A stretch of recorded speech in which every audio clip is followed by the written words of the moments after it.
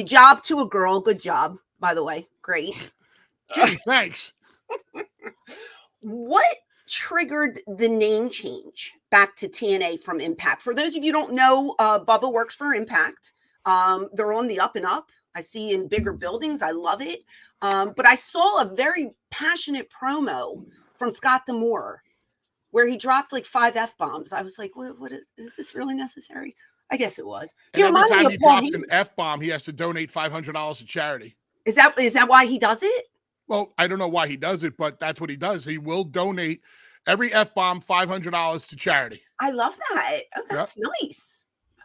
Very nice. So why the name change? Yeah, why back to TNA? I think Impact Wrestling discovered that as they were negotiating throughout the world to get Impact on, into certain markets, that the TNA name, those 3 letters, still had value. People like to chant TNA. Right. Listen, the original chant was ECW. But right after that, it was TNA. And there are fans out there that still call it TNA. Yeah. So I believe that they are embracing their history and that they're going to bring this name back, because in certain parts of the world, like England and India, TNA was more watched than the WWE. So I think they want to see if they can take advantage of all of the good press that they got in the past from the name and move it forward. All the fans that I have spoke to so far, all of the boys that I have spoke to so far, love the fact that they've gone back to TNA. Mm-hmm. So I believe it'll be called TNA Impact. Oh, okay. So it's kind of like a merge. I think the company will be called TNA, but the name of the TV show will be called Impact.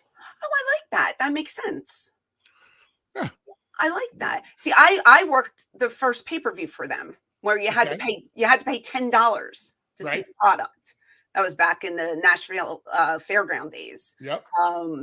But it's been a while, and I saw the picture from the pay-per-view this week, and we were kind of comparing AEW's crowds to the Impact crowds, because my point was they're showing all these pictures of AEW with all the empty seats, right?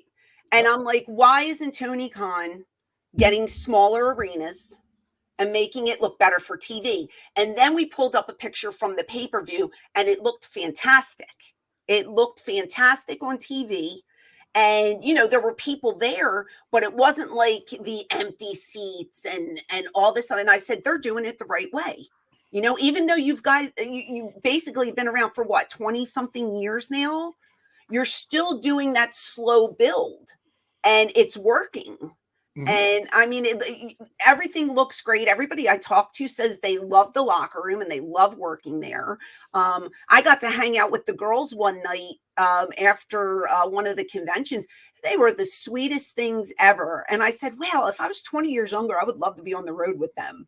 It just seems like such a fun, it reminded me of ECW, like a fun locker room where not everybody's trying to stab you in the back. This is probably in my top 2 favorite locker rooms of all time. Top 2. So one being ECW would be number 1, obviously, because listen, ECW will always be special. Period. End of story. I don't care who thinks differently than me. It is what it is. We changed wrestling history forever. Blah, blah, blah. If you don't like it, go fuck yourself. Okay. Number 1. That's just the truth. It is what it is.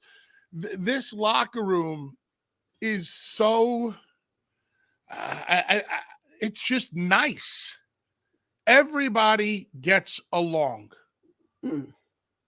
There is a healthy competitiveness to go out there and have the best match of the night.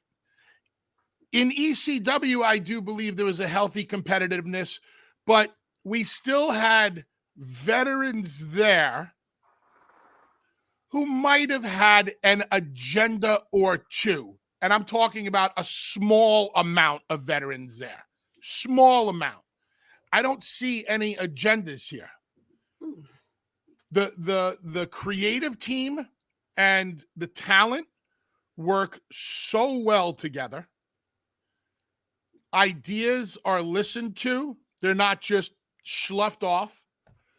It's a good bunch of guys and gals. TNA is smart enough to run smaller buildings. I don't even know if I can call them that smart because they haven't had a choice. They've had to run smaller buildings because they have not been doing as well. In the past year, TNA truly has turned around. And I think it's because they brought in some names to work with their homegrown talent or the younger talent there or the established talent there. Because every locker room needs a good mixture of veterans, homegrown, women who can wrestle, the whole 9 yards. And I think that's what you're getting from TNA right now. As far as AEW and the small houses, first of all, people who take pictures of any wrestling company's arena to show that there's nobody there are pieces of shit and don't belong as a part of the wrestling community because they're not doing the wrestling community any good.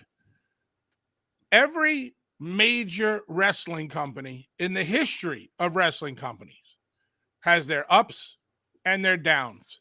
You have your sellouts and you have your nights where next to nobody shows up. This industry will always be a giant roller coaster. Sometimes you're hot, sometimes you're not. Can't all be like you, Francine, and be hot all the time. Look, babe, I never said I was, but I agree with you 100% on that. We just got sent pictures and we brought it up, and that's exactly what I said. I said, they're having an off night. You can have a night where you draw 15,000. You can go to, I don't know, somewhere in Buffalo, Louisiana, and you draw 5,000. Your house goes down. It just depends on your demographic and where you are. But everybody, we want them to fail. This is the demise of this company. And I was like, why would you want something to fail? You want all these people to be out of jobs? Like, how hateful are you? It doesn't make sense to me. The people who want to see any one particular wrestling company fail are failures in their own life. Look at him. And misery loves company. Yeah. So they need to be able to sit there and hide behind a profile picture of SpongeBob SquarePants with 13 followers and talk crap and post pictures and do whatever they do. Right. Because when they look in the mirror, they're miserable and probably want to run full speed into a brick wall. Not that half these people could run anyway because they lack athletic ability, period. In facts, Good my point. friend. Good He's point. spitting facts.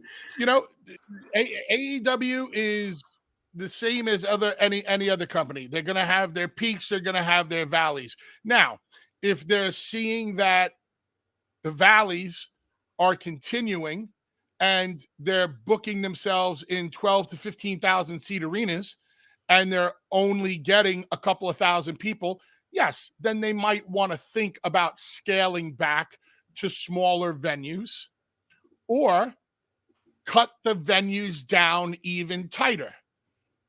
Listen, you can be in Madison Square Garden, but you could cut that arena down to an eighth of its size if you wanted to and just put 2,500 people in there. Sure. And it'll look packed.